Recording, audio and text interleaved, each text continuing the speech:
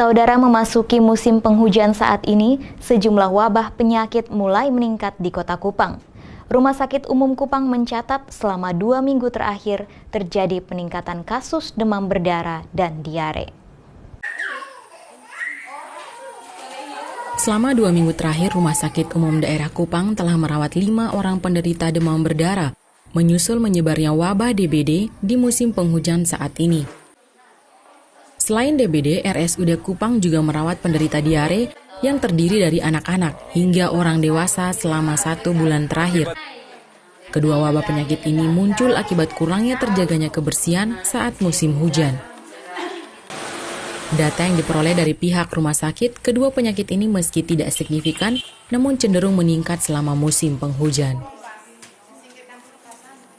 Kejadian ini bisa diantisipasi dengan baik. Kami dari pihak Rumah Sakit Umum Profesor W.J. Johannes dalam hal ini bukan hanya menunggu rujukan pasien dari tingkat yang lebih bawah, misalnya rumah sakit kabupaten maupun puskesmas di sekitar, tetapi kami harus memberikan feedback informasi kepada Dinas Kesehatan Kota tentang berapa pasien yang sudah ada di Rumah Sakit Johannes. Sampai dengan saat ini di bulan Januari ini sudah ada 4 penderita suspek atau tersangka tersangka demam berdarah di rumah sakit ini. Oleh karena itu informasi ini secara cepat kami sampaikan ke Dinas Kota untuk segera melakukan koordinasi dengan Dinas Provinsi. Kita tidak menunggu nanti kejadiannya sudah menjadi kejadian luar biasa baru kita antisipasi dengan berbagai macam kegiatan yang membutuhkan biaya yang besar, tetapi pencegahan saya kira lebih baik kita lakukan dari sekarang dengan koordinasi yang baik, dengan komunikasi yang baik, termasuk juga dengan berbagai mass media untuk menyebarluaskan informasi ini, kejadian ini untuk segera diantisipasi secara bersama. Hingga kini dalam sehari terdapat 4-5 orang yang mendatangi rumah sakit akibat menderita diare dan DBD. Para penderita ini umumnya hanya menjalani rawat jalan. Pihak rumah sakit mengimbau, sebelum terjadi peningkatan demam berdarah dan diare yang luar biasa, semua pihak terkait termasuk masyarakat harus melakukan pencegahan dengan terus menjaga kebersihan lingkungan. Kalix Taus, Kompas TV, Kupang, Nusa Tenggara Timur. Guna mendukung upaya peningkatan sumber daya manusia melalui Gemar Membaca, Fakultas MIPA Universitas Katolik Widya Mandira Kupang mencanangkan gelora Gemar Membaca dan menjadikan IPA sebagai ilmu yang menyenangkan. Pelepasan mahasiswa Fakultas MIPA Unwira Kupang sebagai agen pengabdian gelora Gemar Membaca dan menjadikan IPA sebagai ilmu yang mudah dan menarik dalam memaknai dan mengoptimalkan digelar di Aula Unika Merdeka Kupang. Ratusan mahasiswa ini akan menghabiskan waktu liburan di kampung halamannya dengan mengabdi dan menjalankan program Gemar Membaca yang ditujukan kepada siswa PAUD, TK, dan tingkat SD di kampung halaman masing-masing. Menarik, tidak menarik, kan? Dalam pencanangan ini hadir Kepala Dinas PPO NTT sekaligus memberikan dukungan dan giat-giat semangat bagi para mahasiswa. Pemerintah juga meminta pihak Unwira agar dapat menjadikan program ini secara berkesinambungan. Ya kan? Luar biasa Fakultas MIPA bisa menginisiasi kegiatan namanya literasi. Ya. Tadi dari arahan Pak Rektor, saya juga minta untuk ini menjadi satu gerakan yang berkesinambungan terus-menerus. Tentu tidak mengganggu aktivitas mahasiswa di kampus. Tapi ketika waktu libur, pulang kampung, pulanglah membawa manfaat untuk kampung halaman. Jadi saya mengapresiasi luar biasa ini kegiatan.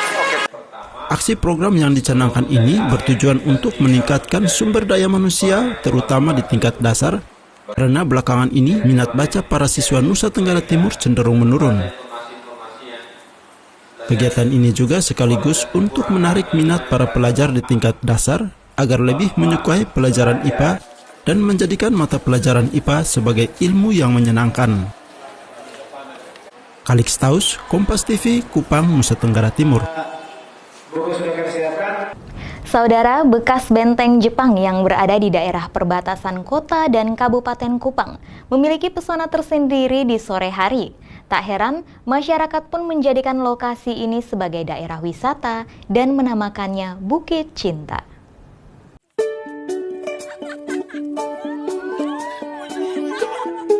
Area perbukitan dengan dasar batu karang ini konon dijadikan sebagai benteng pertahanan tentara Jepang saat melakukan invasi di wilayah timur bagian barat, persisnya di Kupang. Lokasi yang terletak persis di Kelurahan Penfui dan merupakan daerah perbatasan antar kota dan Kabupaten Kupang ini, belakangan dijadikan sebagai tempat pertemuan kaum muda di sore hari karena memiliki keunikan tersendiri. Pemandangan menjelang matahari terbenam yang eksotik dan mempesona membuat para muda-mudi menjuluki tempat ini dengan nama Bukit Cinta. Warga yang mendatangi lokasi ini mengaku ingin menikmati matahari terbenam di balik bukit ini karena sungguh letak lokasi ini mempesona dan indah. Karena mau melihat keindahan sunsetnya, karena dari sini view untuk lihat sunsetnya bagus. Hanya indah, jadi kita mau menikmati pemandangannya. Pengen refreshing bersama teman-teman, menghabiskan sisa waktu atau hari ini. Kalau saya ingin foto-foto karena pemandangannya terlalu indah. Warga yang mendatangi lokasi ini mengaku ingin menikmati matahari terbenam di balik bukit ini karena sungguh letak lokasi ini mempesona dan indah. Karena memiliki pesona yang indah dan menawan, bekas benteng Jepang ini pun kerap dijadikan sebagai objek pengambilan gambar model maupun prawedding yang dilakukan oleh para fotografer di kota Kupang. Bagi warga yang ingin menikmati keindahan matahari terbenam, Bukit Cinta di Kelurahan Penfui merupakan salah satu tempat pilihan yang dapat Anda singgahi.